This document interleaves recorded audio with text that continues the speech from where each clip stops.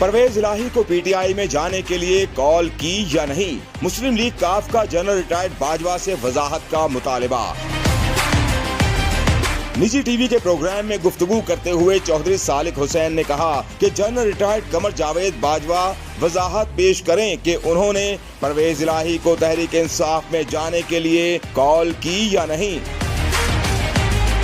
साबिक army chief को खुद कॉल करने की वजाहत करनी चाहिए। चौधरी शुजात हुसैन के बेटे ने बताया कि परवेज इलाही ने कहा वो इमरान खान से मुलाकात करके हमें बताएंगे। उन्होंने बनी गाला जाने के बाद कोई राबिता नहीं किया। जनरल बाजवा और जनरल फैज का हमसे कोई राबिता नहीं था और ना ही उन्होंने चौधरी शुजात को तहरीक इंसाफ में जाने का कहा।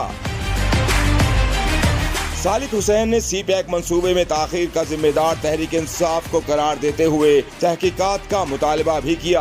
उन्होंने कहा कि तहरीक इंसाफ के काबीना अरकान ने सी पैक मंसूबे में ताखीर का कहा। इदारों के सरबराहान ने काबीना इजलास में बताया कि तहरीक इंसाफ के काबीना अरकान ने ये हिदायत जारी कर रखी थी।